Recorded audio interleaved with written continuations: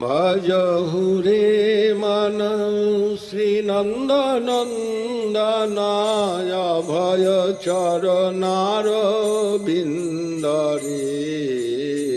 Bhajahure manam Sri Nanda Nandanaya Bhaya Charanara Bindare.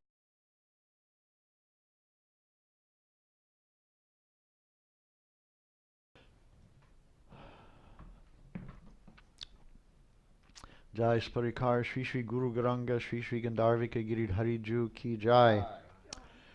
Jayam Vishnupad Paramahansa Parivraja Kacharya Varya Ashtotara Satta Shri Srimad Srila Bhakti Sundar Govinda-Dev Goswami Maharaj Ki Jai.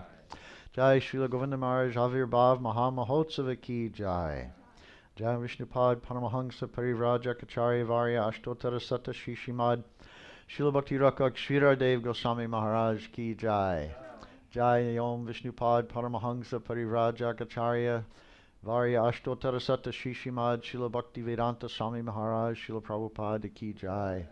Jai Nityalila Vishnu Om Paramahansa Parivraja Kacharya Varya Ashtotara Satta Shri Srimad Srila Bhakti Siddhanta Saraswati Thakur Goswami Maharaj Srila Prabhupada Ki Jai.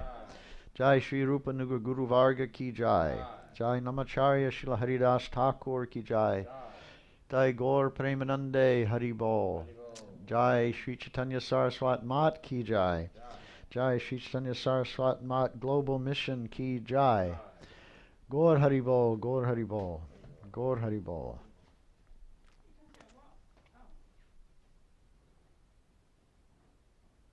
Slide to unlock. Don't worry about that. I'm taking photos. Okay. All right, I We'll can't get copies of everything.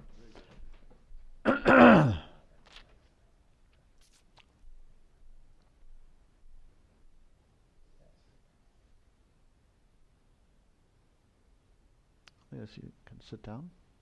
Oh, okay. I'm going to chill. As you like. Stay in the house. As you like.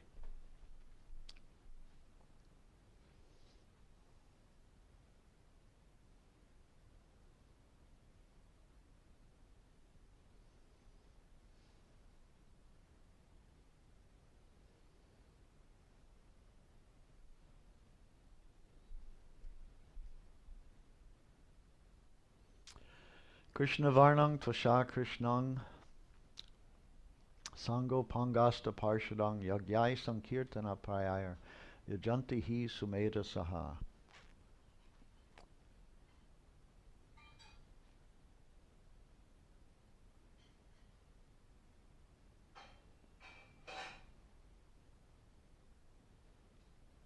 Vande Shri Krishna Chaitanya Nityananda Sahorito Gorodaye Pushpavanto Chitra Shando Tamonudho. Sri Krishna Chaitanya and his eternal associate, elder brother, Sri Nityananda Prabhu, they have arisen on the horizon of Govinda-Dev just to bestow mercy upon the fallen souls in this dark age of Kali Yuga. So Krishna Varnang Tvasha Krishnang. Krishna was golden in color, not Krishna means not Krishna, Krishna meaning black, not black. And then someone can say, but not black doesn't mean golden. There are many other colors. Could be some other color. And but Srila Sridhar Maharaj gave a proof that I don't know, but I accept his word on it that Krishna, as used in this verse, means golden color. It must be Chaitanya Mahaprabhu.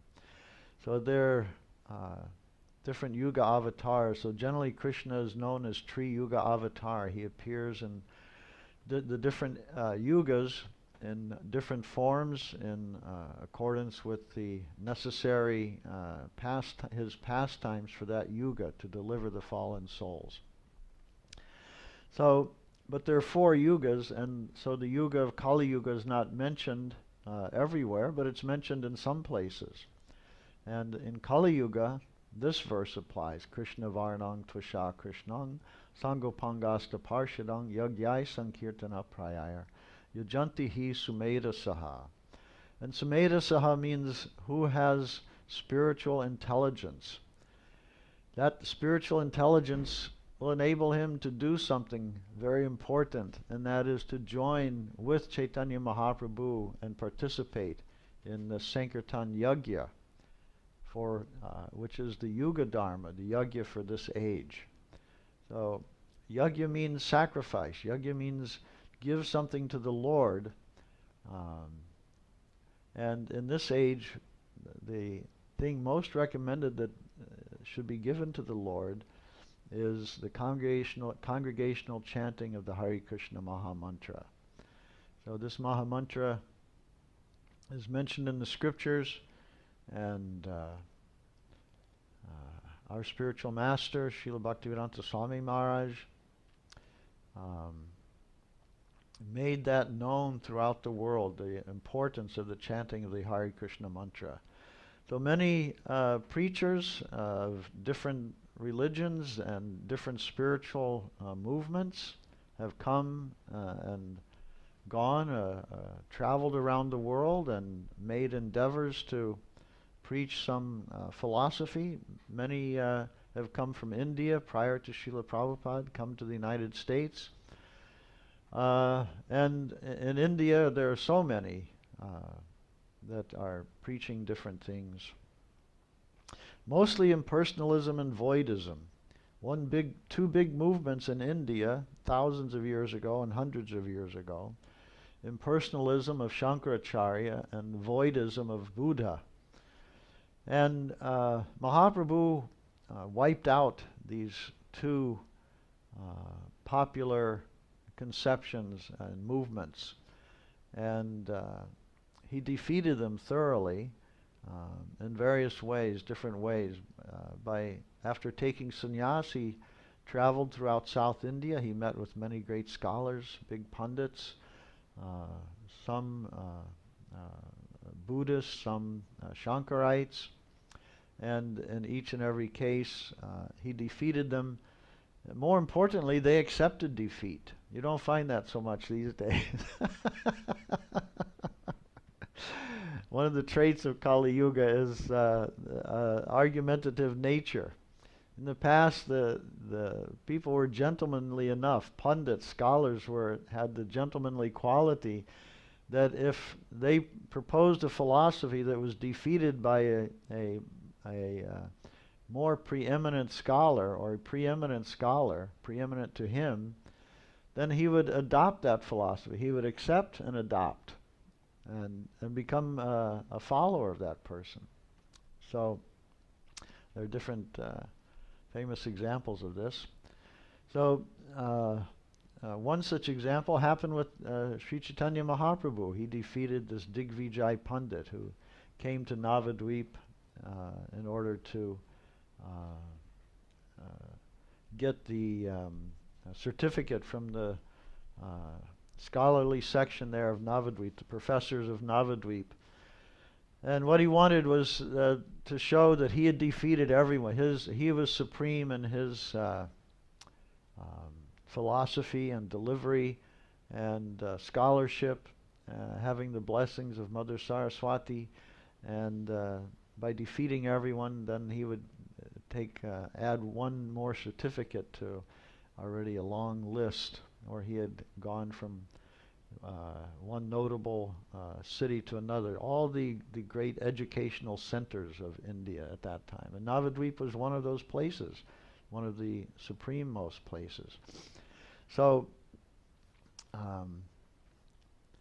when the religious scholars there heard that Digvijay Pandit is coming, then they were very much afraid, actually. They were anxious and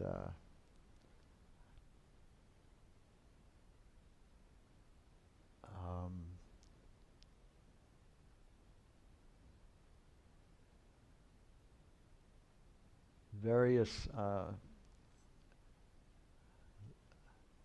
it could be surmised that various things were oozing from their bodies.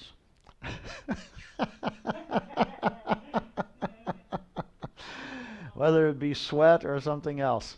So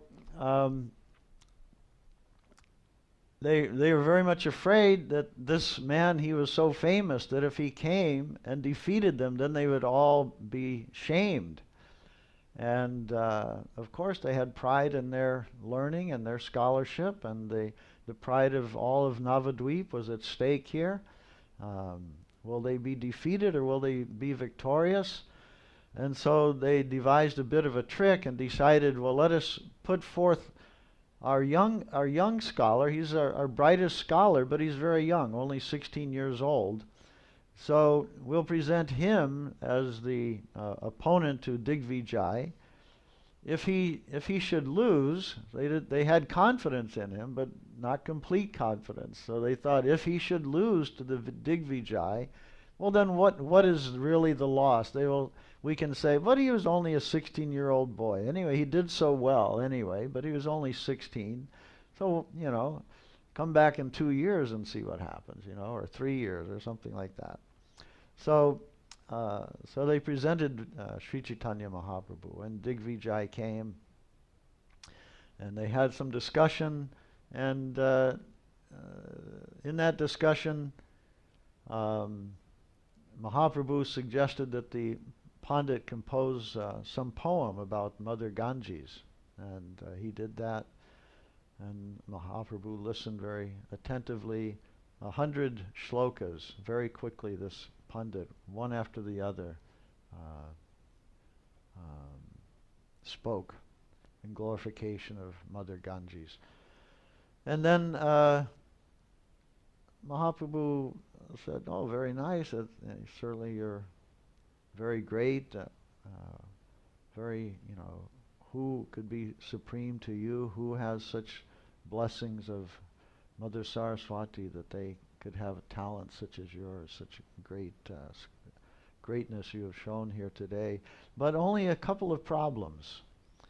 And then he listed those problems. First, the Digvijay was surprised. How can I just recited 100 verses? How could he possibly remember those? What to speak of the faults contained within them? So anyway, Mahaprabhu noted the faults, and the Pandit was accepted defeat and so disturbed, and he was, as you would expect, and by a 16-year-old boy, no less, right? So that night he had a dream.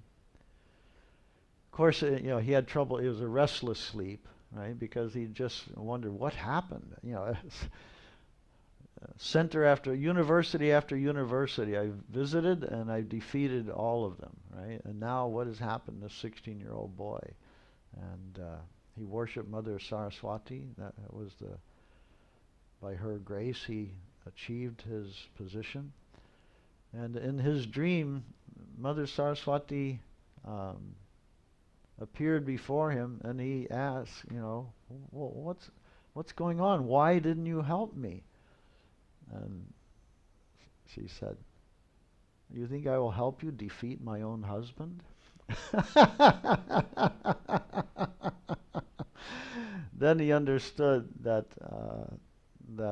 Mahaprabhu was none other than Krishna himself, an incarnation of Krishna. And he surrendered to Sri Chaitanya Mahaprabhu. So Chaitanya Mahaprabhu showed many things, but what is important is that he showed the superiority of the chanting of the Hare Krishna mantra. That this mantra is specifically for this age of Kali Yuga, that this mantra is supreme above all others, and it is the mantra recommended in various scriptures. And so Mahaprabhu, understanding the need for some simple method that will take one from the lowest position in the material world to the highest position in the spiritual world. Saw this mantram as the key to that, the Hare Krishna mantram. And so he propagated this mantram through congregational chanting of the holy name, and also through japa, through personal, individual chanting. And he propagated his mission through preaching. So he delegated some of his followers as to preach, to go and preach. Sri Nityananda Prabhu and Sri Namacharya Haridas Thakur were two of the most famous, and they had many important pastimes of converting the degraded souls into perfect followers of Sri Chaitanya Mahaprabhu. Two examples, famous examples, Jagai and Madai, and they were very extremely nonsense debauchees. It means that they were only interested in the what today would be known as rock and roll. Sex, drugs, and rock and roll, right? So that was their interest. Music, fast living, women, and intoxication. So they, when they met Nityananda Prabhu and Haridas Thakur, they became enraged that they would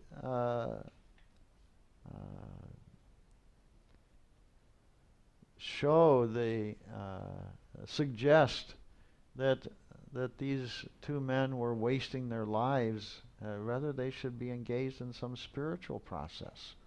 And so, feeling disturbed, they told them to go away, and they did, but they returned, and this time one of them threw a stone, hit Nityananda Prabhu in the head, and then that caused Mahaprabhu to become immediately incensed, immediately angry, ready to come and kill these two men.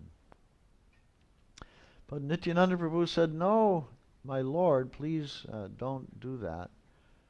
Have you forgotten your mission in this age? It is not to annihilate the miscreants.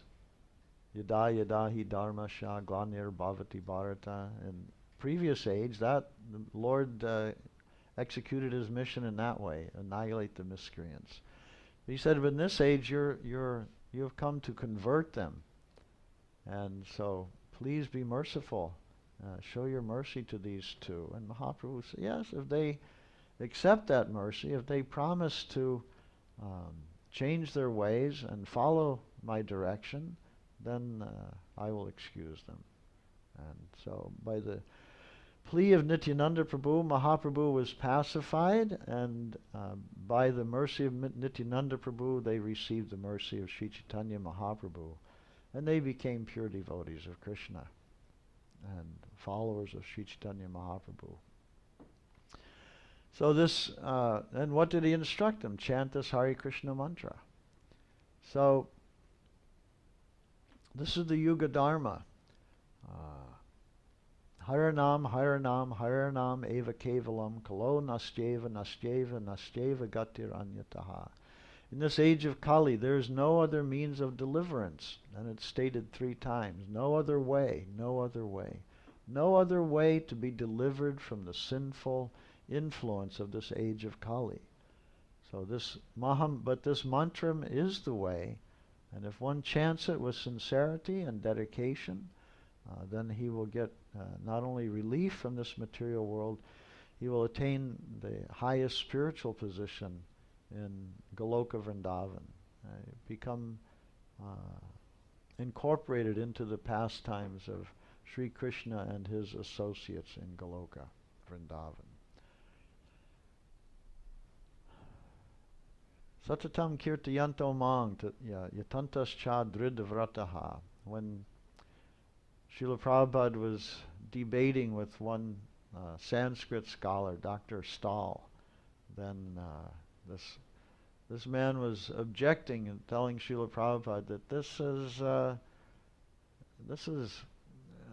you are wrong to suggest that this chanting should be constantly done, and that this is the best means for deliverance in Kali Yuga. He was challenging Srila Prabhupada. Prabhupada gave many different arguments to counter those challenges.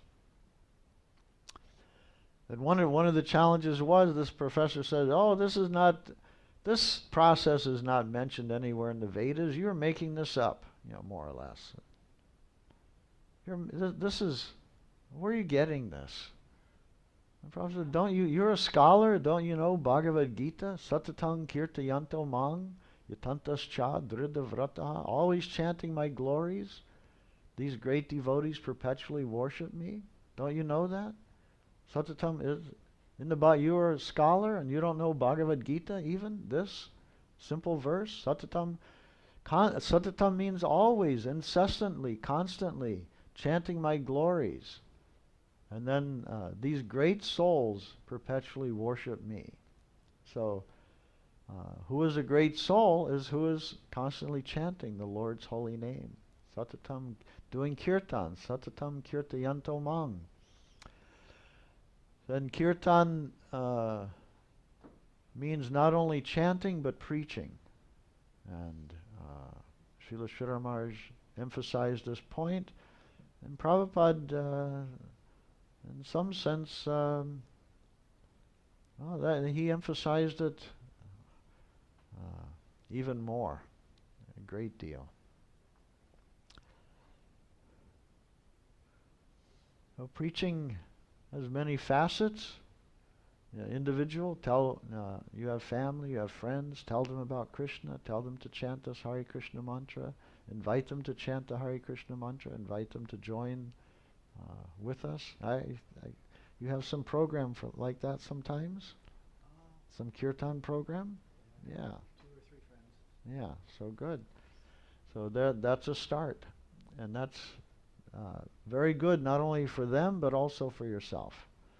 And most efficacious.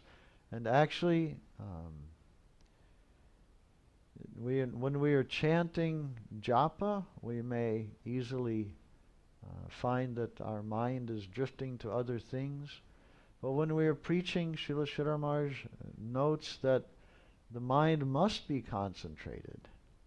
Because generally, when we are preaching, we're trying to influence someone. And that person, if he was easily influenced, then we wouldn't need to influence him much. It wouldn't make much difference. Generally, there's some difficulty involved. So our concentration has to be great. I have to present things in such a way that he will understand them, he will appreciate them, and he will accept it. So that is preaching. And that means concentration. So previous ages, yogis would meditate on the super soul. Different forms of meditation were done as means of elevating oneself. But in this age, Harinam Sankirtan, through preaching, through book distribution, through Harinam, doing congregational chanting, chanting on the streets, chanting in every town and village, chanting under the tree, chanting in your home, chanting. Very effective program. And people are very attracted to it. I am not so much attracted. A little bit. Actually, my first experience with Krishna consciousness was hearing the kartals. What is that? And actually, my attention was immediately drawn to find out, where's that coming from? Who is that? And when I saw who it was coming from, I thought, these people, they're not from this world. They're from some other world, some higher plane of existence. And literally, I thought they seemed so different that I literally thought they're not human beings. They're not really people of this world. So later, not much later, but a little later, I learned something about philosophy and so forth, and found that yes, actually it's true. The devotees of Krishna, they are not of this world. They are transcendentalists, and they are transcendental people. And they come for the benefit of the fallen souls to distribute Sri Chaitanya Mahaprabhu's mercy.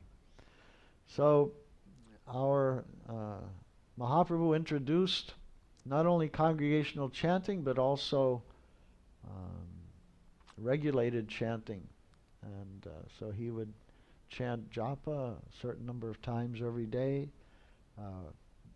Srila Haridas Thakur, he is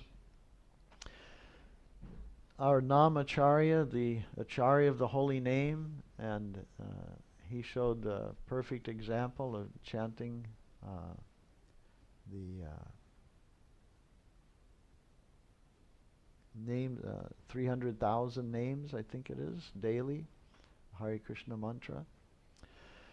So, some example is there, Sri Chaitanya Mahaprabhu, and through but to gain the mercy of Mahaprabhu, we must gain the mercy of Nityananda Prabhu. So, Srila Sridhar Maharaj was often during his talks, and when they had finished a point, he might be heard to say, Dayal Nitai, Dayal Nitai, oh merciful Nityananda, merciful Nityananda. This is one of the names of Sri Nityananda Prabhu, Dayal Nitai. And he got some inspiration from Dayal Nitai. In the beginning of his life separate from Gaudiya Math, he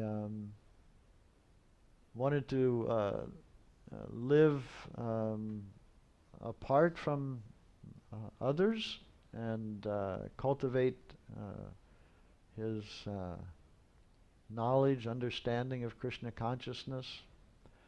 He also knew that his spiritual master did not favor Nam Bhajan, or not Nam Bhajan. Anyway, secluded chanting. That one will simply chant the names but have no other activity, service, preaching, etc. So he also immediately began to write some book, Prapana Jivanamritam and other things he wrote. He also wrote some articles for Srila Prabhupada's Back to Godhead magazine, and prior to that he had written for The Harmonist and the magazine of Srila Bhakti Siddhanta Saraswati Thakur. But anyway, he thought he would make his life in Navadvip, but coming, I believe, from Vrindavan, he had done Parikrama of Vrindavan, and going to Navadvip, he went to the temple of Sri Nityananda Prabhu and bowed down before the deity of Nityananda Prabhu and prayed for his mercy that he may live in the Dham, the holy Dham of Navadvip. And he said at that time he was not initiating, and he was not thinking to initiate disciples. And he said he felt some inspiration from Nityananda Prabhu that if you are asking for my mercy, but if you will not distribute mercy to others, then why should you be the recipient of mercy? So he decided at that point, yes, if anyone came to him for initiation, then he would give initiation into the Hare Krishna Mahamantra. So there's another point then. Sampradaya vihinaye mantraste nishpalamataha. This Hare Krishna mantram, it is not coming properly by any random method.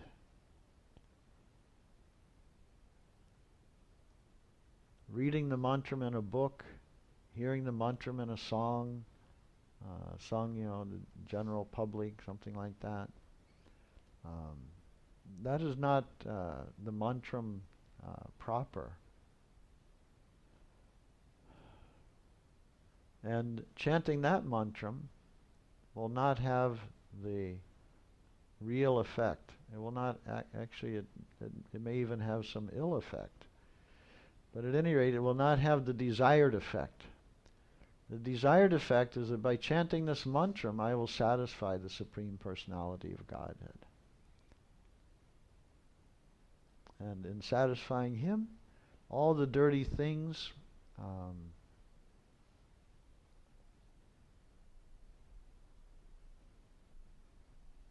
Cheto Darpana Marjanam Bhavamaha Davagni Nirvapanam Shreya Kairava Chandrika Vitranam Vidyavadhu Jivanam. All the dirty things, the mirror of the heart will be cleaned, be cleansed.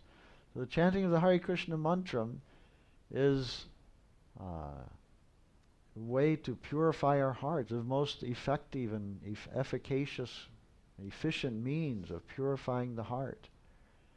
So we are covered with many anartas, unwanted things, dirty things, life after life of sinful activities, living in separation from the Lord. Everything that is not done for the pleasure of the Lord is to some degree sinful. So what is the difference between the material world and the spiritual world? Material world is where people are ignoring the Lord. They're ignoring God. They're reigning in heaven, trying to reign in reign in hell, trying to reign in hell rather than serve in heaven. But as soon as one decides, I will serve the Lord, then immediately he's elevated. His status is changed immediately. So chanting the Hare Krishna mantra cleanses the heart, and through that cleansing of the heart, we become aware of our true spiritual self. My natural position and my position, which is all fulfilling and ultimately fulfilling, that position is in relation to the devotees of the Lord and to the Lord Himself, serving the Lord, and by serving His devotees. So the devotees are the very powerful conduit by which Sri Chaitanya Mahaprabhu distributes himself, Sri Krishna distributes himself to the fallen souls of this world. Distributes himself first by giving sukriti, giving the something which cleanses the heart. Cleanses the heart and mind, and through when one acquires a sufficient sukriti, then the next stage is shraddha, faith. He develops faith in the devotees, faith in Krishna. And when further developed, then in the association of devotees, then he wants some bhajan, he wants some service, he wants some service connection with the Lord. And seeking that, he inquires about a spiritual master.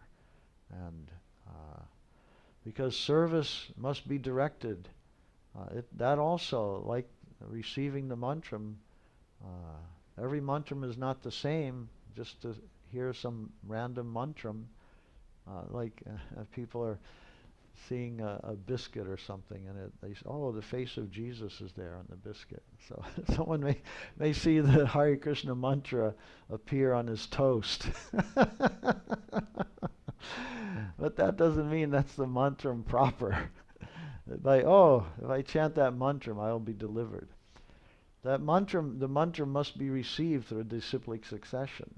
It must come Vaikuntha Nam Grahanam. It must come from Vaikuntha, not from the toaster oven. So the way it's delivered from Vaikuntha is through the devotees of the Lord.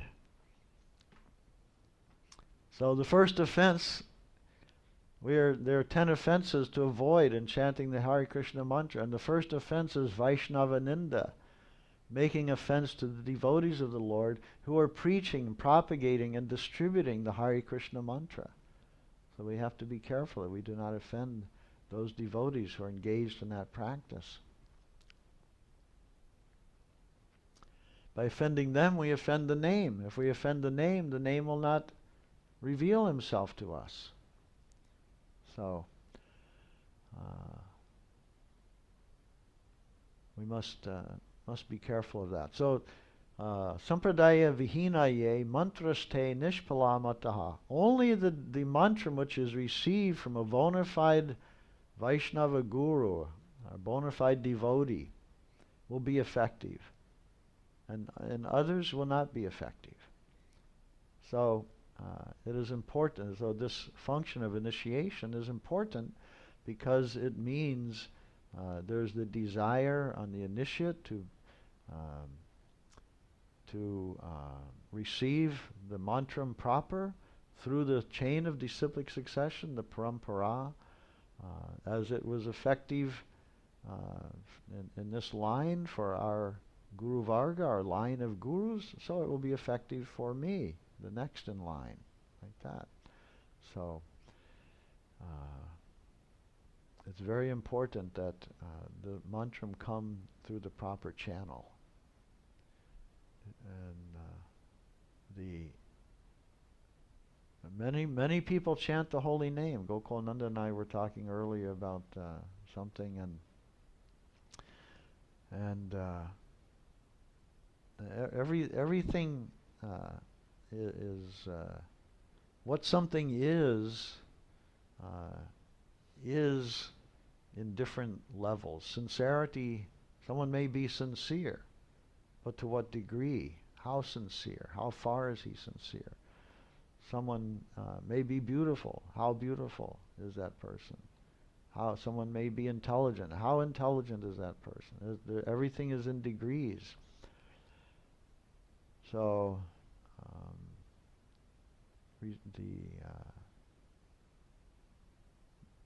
the channel through which the mantram is descending, there are degrees there also. So some is 100%, some is 90%, 80%, 70, whatever, different degrees. So we want to try to receive the mantram in that parampara where the mantram has been preserved in its full-fledged state, full purity, and that is, I can say that is what attracted me to my gurus, Srila Bhaktivedanta Swami Maharaj, Srila Sridhar Maharaj, Srila Bhakti Sundar Govinda-Dev Goswami Maharaj, and there are many reasons to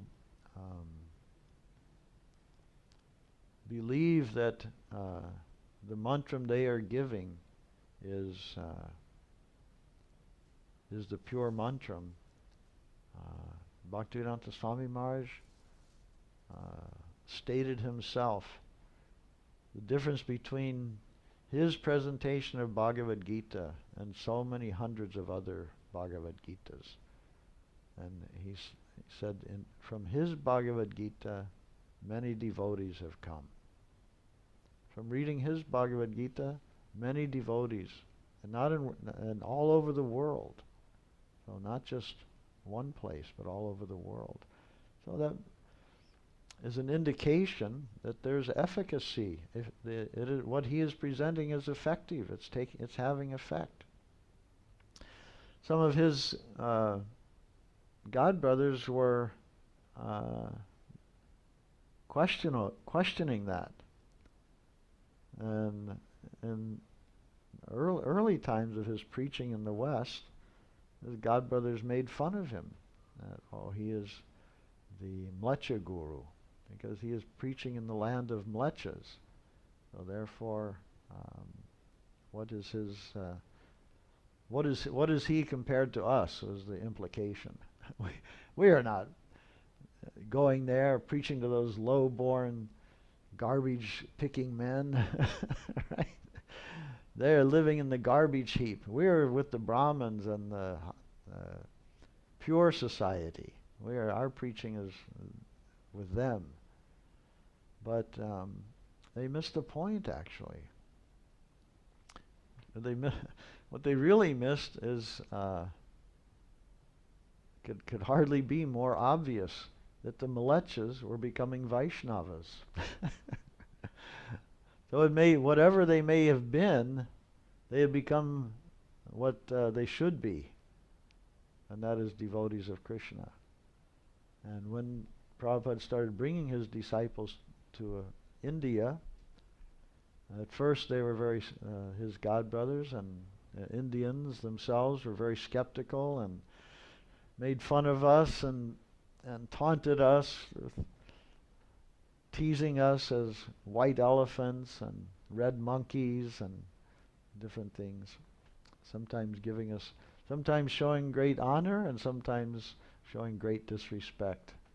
Like, what could we know? What could we be, etc. But actually Prabhupada's disciples started preaching in India, and they also were converting the Indians into Vaishnavas. Gaudiya Vaishnavas. So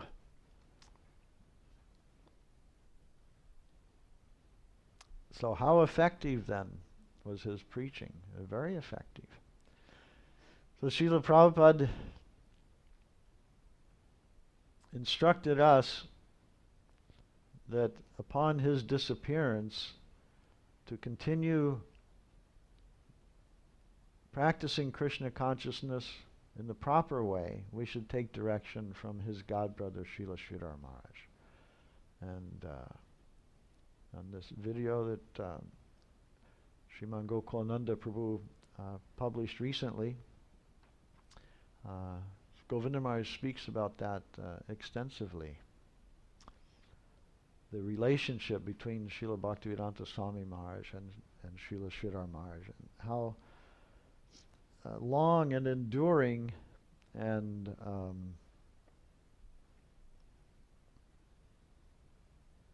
intimate that relationship was.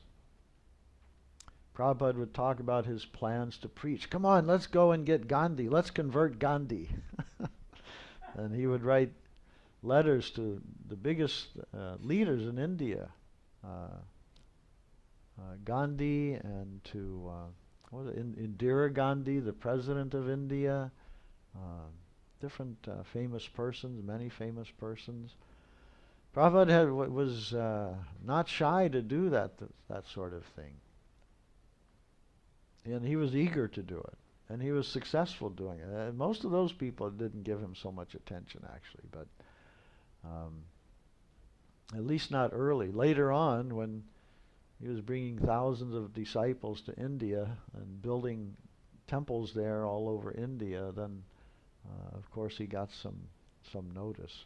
Actually, today, if you go to Vrindavan, Gokulananda was mentioning the West here, that there used to be only a few vegetarian restaurants. Now there are so many. Vegetarianism has become so popular.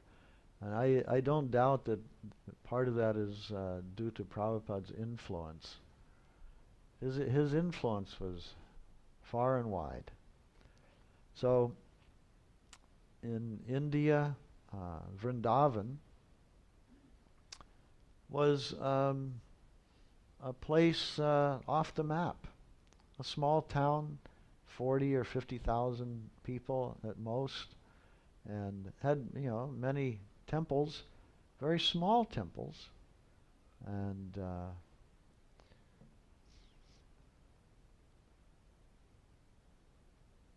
Prabhupada wanted to have a temple there, and he made Krishna Balaram Mandir, and after that, and just as so many vegetarians began appearing and vegetarian restaurants and stores and things began appearing in the West that weren't there previously. In Vrindavan, many temples began appearing, and great crowds of people coming regularly to visit those temples, and especially Krishna Balaram Mandir, one of the most famous temples there. Prior to that, the temples of the Goswamis, like Radha Damodar Temple, were, and still are, famous temples. But Prabhupada succeeded in, when I went to, I don't remember when it was, but 10 or 15 years ago, last time I went through the Dallas-Fort Worth airport, coming in, I used to live in Dallas. I joined in Dallas, and I left there about 1979, I think. And I hadn't been there for a long time, and when I came there, we were flying in, and from the airplane, looking out the window, I could see huge development. Big office buildings, big apartments, all new, all shiny, all large in size. And it was, quite amazing. Wow, so much development. It's just astonishing has gone on since I was here. The same thing has happened in Vrindavan. It's amazing. Just not only temples, but apartment buildings, condominiums, some luxury, some modest, some middle, some midway between modest and luxurious, and so the whole place is developed. And I'm of the opinion it's 90% or more because of what Prabhupada did there. It's his influence. So anyway, Srila Prabhupada told us, go to Srila Sridhar Maharaj. You want to continue your spiritual life, then go to him and follow his direction. He has told one of his disciples much earlier than that, years before, that if you want a Shiksha Guru, you should go to Srila Sridhar Maharaj, whom I consider to be even my Shiksha Guru. There you go to his mat in Navadvip, there your spiritual life will be safe. And when we did that, oddly enough, most of my god brothers and god sisters said, no, if you go there, your spiritual life will be ruined. It is great danger. Don't go, danger, don't go there. Yes, something might happen, something dangerous. You'll lose your connection with Prabhupada. You'll lose your spiritual life. You'll lose everything. Well, it didn't happen. Rather the opposite. And the opposite, those who did not go, they were the unfortunate ones. Really, they were the unfortunate ones. So, in turn, Srila Sridhar Maharaj made it clear, and this next video that Gokulananda Prabhu posted just yesterday, was it? And there, after a considerable period of time of watching people milling about the mat, one man falling off to sleep, many other things, then we see Srila Sridhar Maharaj giving his chair over to Srila Govinda Maharaj. And in the announcing what he was doing, he spoke so many things which convinced many, and especially I can say for myself, that what Srila Sridhar Maharaj was trying to convey, and did convey, was whatever respect, whatever faith you have in me, give that faith and respect to Srila Govinda Maharaj.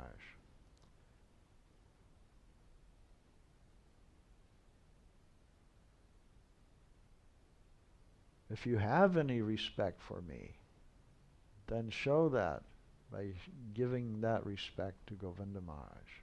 I have chosen him as my successor. So,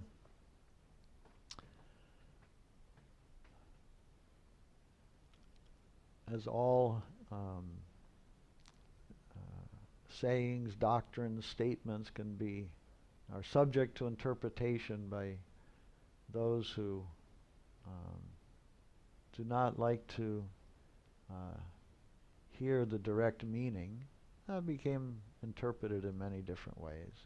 But the meaning, I think, is very clear. Those who have faith in me will show that faith in Govinda Maharaj just as much as for myself, as for him, Srila Sridhar Maharaj. So after Srila Sridhar Maharaj's disappearance, we followed his divine grace, Srila Bhakti Sundar Govinda-Dev Goswami Maharaj. We accepted his guidance to be as good as the guidance of Srila Sridhar Maharaj himself.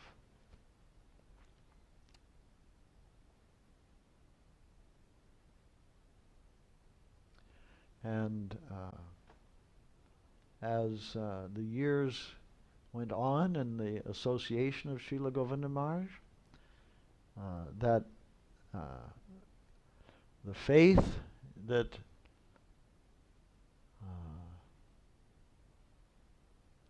he should be the one to receive such respect increased more and more. Each day, each month, each year, it became more and more apparent his qualities were those of a Paramahansa Vaishnava. And Srila Sridhar Maharaj, I was commenting after seeing this first video, Gokunanda, I think you gave the title about the breakup of the Gaudiya Math. And I told Gokunanda in an email that what struck me was the ease with which Srila Govinda Maharaj is dispassionately speaking about this event. And in that, in his speaking about it, I see no self-interest. He is not trying. It is a entirely objective presentation. And isn't that what we want when we're seeking truth?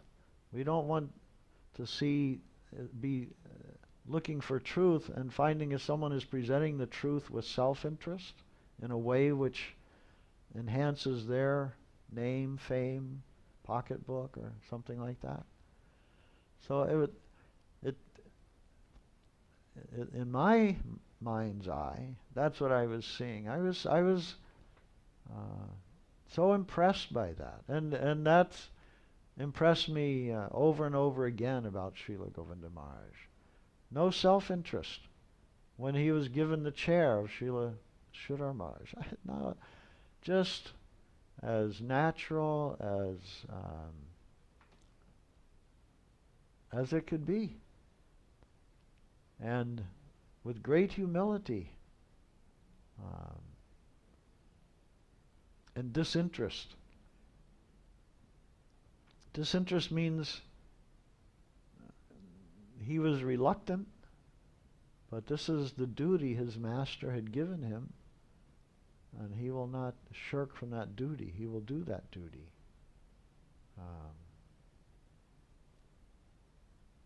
So that is disinterest. What Krishna wants, I will do that. What Gurudev wants, I will do that. Srila Sridhar Maharaj, when Govinda Maharaj came to the Mat for the first time to stay, Srila Sridhar Maharaj told him that you can follow my direction? Yes. Okay, then you whatever your mind says, you don't follow that. What I say, that you must follow. Yes, Maharaj. Okay. And to one of Prabhupada's disciples, Chutananda Prabhu, who went there to stay at Srila Sridhar Maharaj's Mat at the direction of Srila Prabhupada, when he came to see Srila Sridhar Maharaj and take his permission to stay in the mat? Srila Sridhar Maharaj said a similar thing. Yes, but you must accept whatever I say, whether it is whimsical or whimsical. You must do that. Can you do that? Yes. Okay, you can stay. So, I think, I may be wrong, but what I have seen is that the now the marketplace is full of gurus. There are many gurus, Prabhupada disciples out of ISKCON, Chaitanya Saraswat Mat gurus from different branches of Gaudiya Mat. No, I haven't studied them all. I haven't, but especially those that seem to come out of the West seem to be reluctant to take that position. Seem to be shy to express such a thing. Yes, what I say, you must follow that. Whether it's you may think it's whimsical or whimsical, but you must follow it. And so, instead, many compromises are made and different things that dilute the proper relationship between guru and disciple. For the disciple to develop properly in his spiritual life, he must obey the words of the spiritual master. So the third offense is to consider the spiritual master to be an ordinary man, the third offense to chanting the holy name. So it's very easy to see the spiritual master as an ordinary man, especially when his opinion differs from mine, from our own. The worst thing for us is to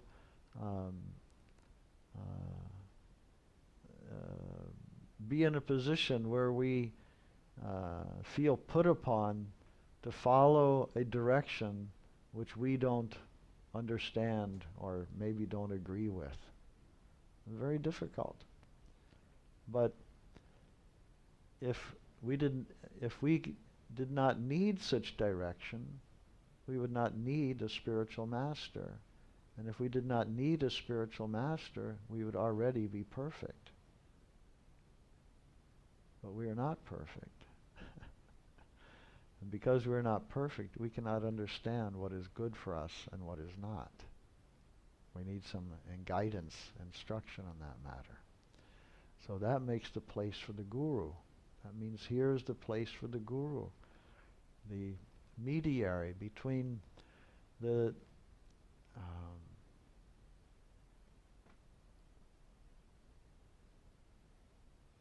unarguable instruction of Sri Krishna, the unarguable direction of God. With God, one cannot make any argument, right? One should not argue with God.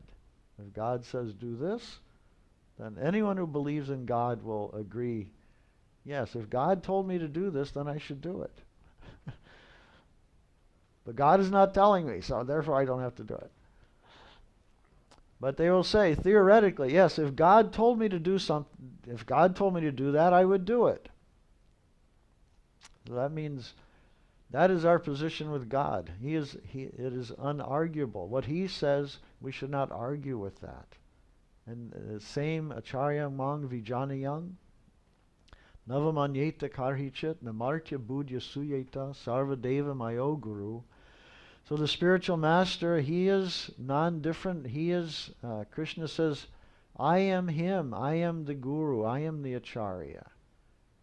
So that means we should not argue with our guru. We should not argue with the acharya. In Bhagavad Gita, Prabhupada makes a note that when Arjuna is showing submission to Krishna, Prabhupada says one should never argue with a superior. So if anyone who is clearly our superior, should not give them arguments. We may put questions, but we should be not be argumentative. You cannot learn through argument. You cannot learn the spiritual science through argument, but through submission. So,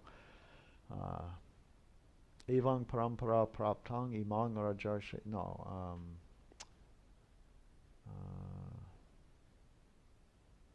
Pariprashnena seva. Pariprashnena seva. Can't remember the verse, but at any rate, there are three prime directives for associating with the spiritual master. One must do so in a mood of surrender, and he may put questions. First, he must approach a bona fide spiritual master, surrender unto him,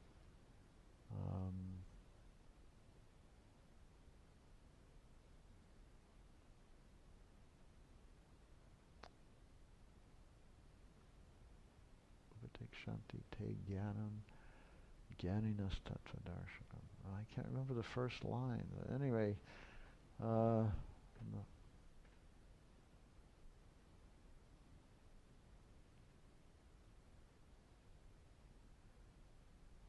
You know what I'm thinking of, Govinda?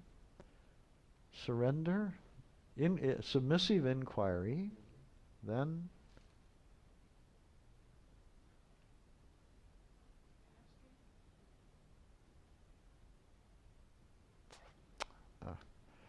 can't recall. But anyway, the final one, so anyway, submissive inquiry and seva, these are two very important aspects. One must inquire submissively and render service.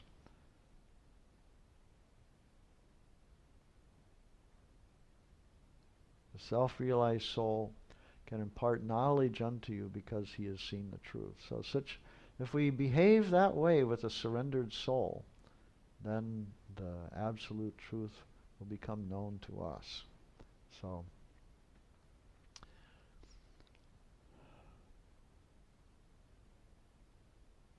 Srila Govinda Maharaj followed this instruction to the finest point. And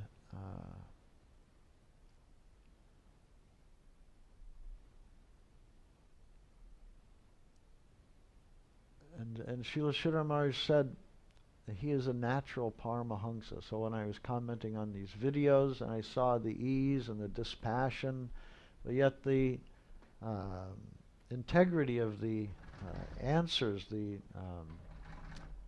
statements he was making, then that occurred to me. He is a natural Paramahamsa. He's not put off by the questions, and he is disinterested. He is not trying to gain anything from his answer, so he's answering truthfully and dispassionately. And these are some qualities also his guru, Srila Sridhar Maharaj, was known for. Supreme intellect, highly intelligent, with strong common sense, and a disinterested nature. So these are very good qualities for spiritual master. And as they were present in the person of Srila Sridhar Maharaj, they were very prominent in the person of Srila Bhakti Sundar Govinda-Dev Goswami Maharaj. So, seeing what is Guru? Guru is one. I was talking also with Gokulnanda, Ritvik Guru. So and I was relating something that Srila Sridhar Maharaj had said. Ritvik Guru is Guru. So it says Guru is Guru. Shiksha Guru, Diksha Guru, Ritvik Guru, Guru is Guru. And so then this question of quality came. Well, but yes, okay, but all to equal degree? Well, maybe not. But Acharyang Mang Vijaniyang, that function, Guru, is there is Krishna. He is there, fulfilling that function, and doing so through the inspired side of the devotee, the inspired side of the Vaishnava. So, and Govinda Maharaj made a comment also when talking with, in this interview with Parvat Maharaj, that Srila Prabhupada considered Srila Sridhar Maharaj to be his Shiksha Guru. And Govinda Maharaj said, well, any Vaishnava may be Shiksha Guru. There may be many Shiksha Guru. Any Vaishnava may be Shiksha Guru. But then he explained why this was so important, why this point was important, Shiksha Guru. Because Prabhupada made the statement publicly at the opening of his temple. And so it was, although one may have many Shiksha Gurus, it is extraordinary that one like Srila Prabhupada would so clearly make the point, yes, I accept Srila Sridhar Maharaj as my Shiksha Guru. So, Govinda Maharaj was asked, so, will you follow my directions and not your mind? He said, yes. And Govinda Maharaj said, and later, I came to understand what that meant. At first, I did not understand what that meant so fully. And hearing about the pastimes of Srila Govinda Maharaj with Srila Sridhar Maharaj, hearing that in that statement, then we may think, oh, that Govinda Maharaj is faulty. He didn't understand at the time what that statement meant, the full import of that statement. We may think, well, but if he's a Paramahansa Vaishnava, why wouldn't he understand immediately? What is for him not to know, right? What would he not know? But these are the pastimes of the Paramahansa Vaishnavas. Just like Arjuna was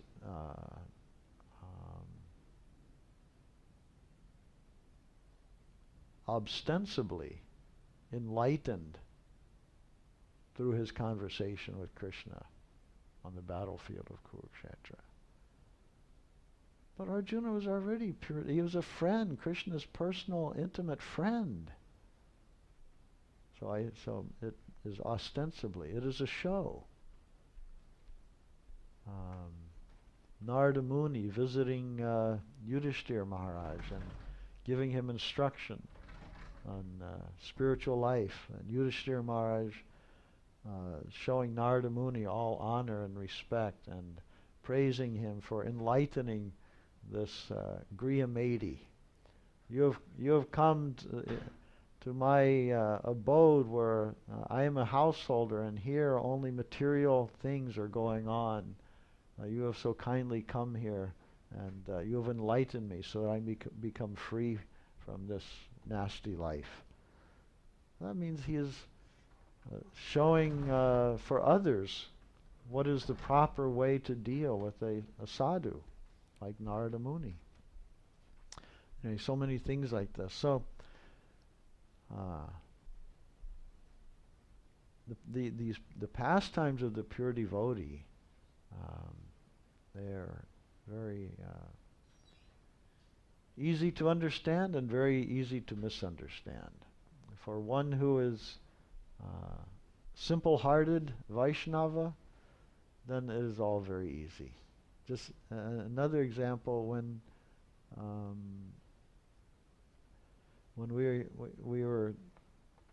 I was having disagreements with my godbrothers who were telling me I should avoid the association of Srila Sridhar Maharaj, and they would give different examples. Well, he does this. Well, he doesn't have many temples. He hasn't printed any books. He's not a big distributor of books. He's not this. He's not this. He's not this. And so many different ways they tried to malign his character and his position.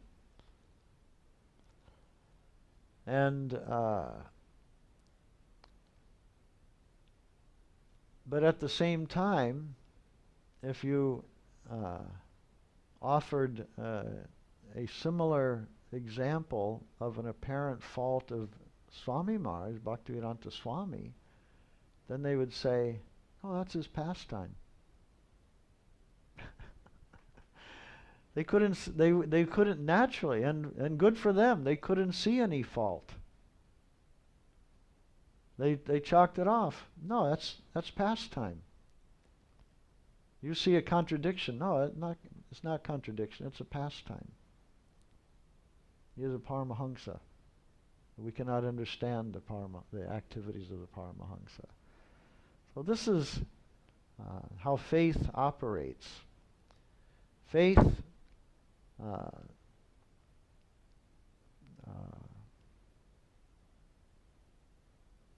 kindly fills the gap between knowledge and transcendence.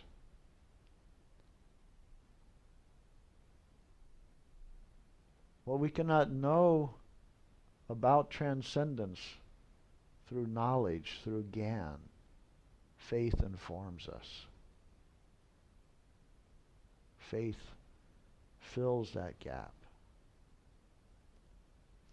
So faith, simplicity,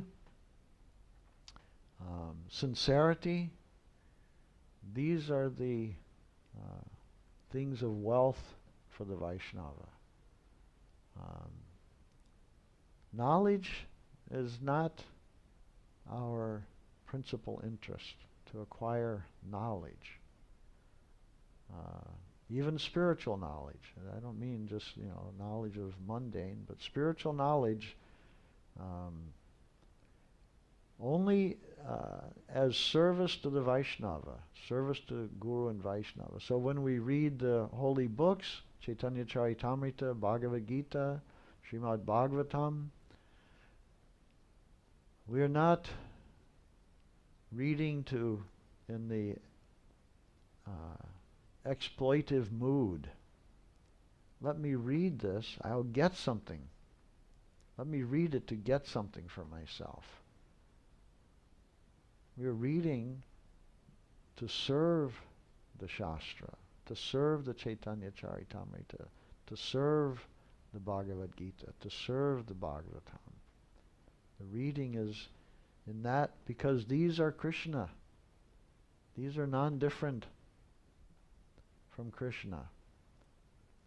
So we don't try to approach Krishna to take something from him, to get something. We want to give something to Krishna.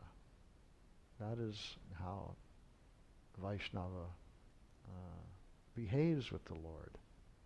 Always in serving, not exploiting, not business transaction. Oh, I will do this much, and you give me that much in return. I will do this, and you give me that. Not that sort of thing either. So, I said Srila Sridhar Maharaj followed some principle to the finest point, the principle that what his master wanted, that he would do that regardless of what he thought of that instruction. One good example I can give,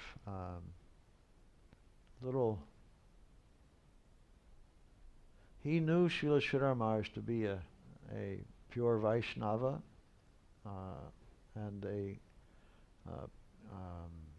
Paramahamsa, Acharya, and so the proper disposition of the body of such a Vaishnava after his disappearance is to give samadhi, to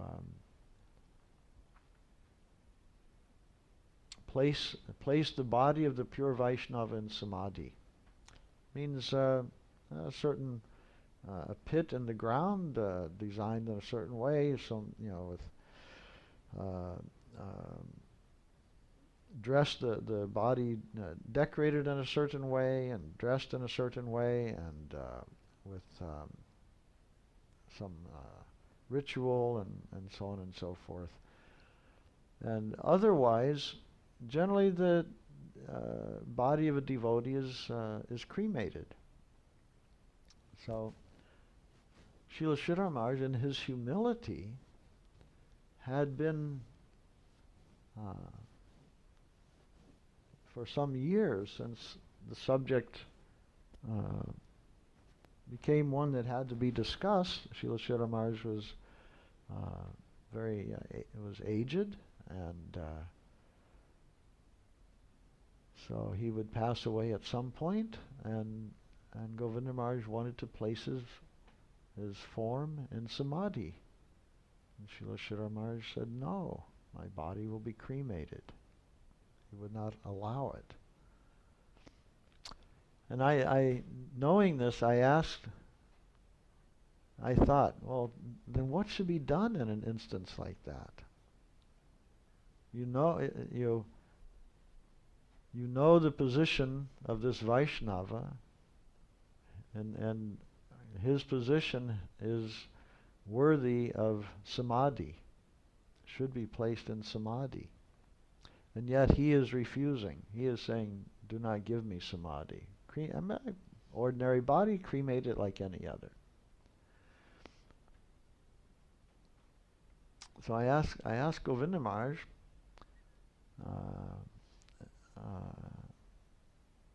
what would you have done? Now later on, Srila Sridhar Maharaj gave his permission to have his body placed in samadhi. But I asked Govinda Maharaj, but what would you have done if he had never given that permission? And I expected to get the answer that he would have done it anyway.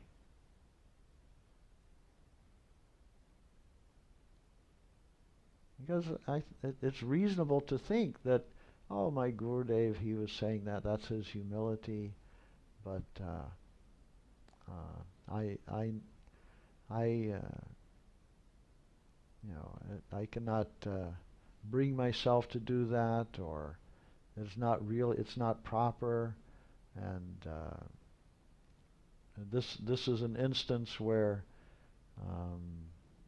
the proper standard should be maintained despite his humble request, something like that. So I asked Srila Govinda Maharaj about this, but Govinda Maharaj said, I would have cremated it. I was surprised.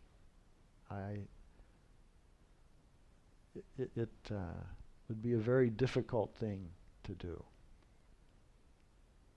But to that extent, he was prepared to follow the order of his spiritual master. So because of that, we are trying to follow his order, the order of Srila Govinda Maharaj. And Srila Govinda Maharaj ordered me long time ago as his Ritvik, when I was giving initiations on his behalf to others. I inquired, well, to whom should I give initiation? What should the standard be? And so who is a sincere soul? Who is a sincere seeker? Then you should give initiation to him. So today, we're engaged in that. That's Govinda Maharaj's order to me. And here, David has come, a sincere seeker. I consider him a sincere seeker of Krishna consciousness. And so today, we are on this very auspicious day, Srila Govinda Maharaj's appearance. We're very happy to extend this grace of Srila Govinda Maharaj to him in the form of the pure holy name, the Hare Krishna Maha Mantra. Okay, so I'll chant on your beads and then give these to you, and with a little instruction. Your neck beads there? Good. Okay.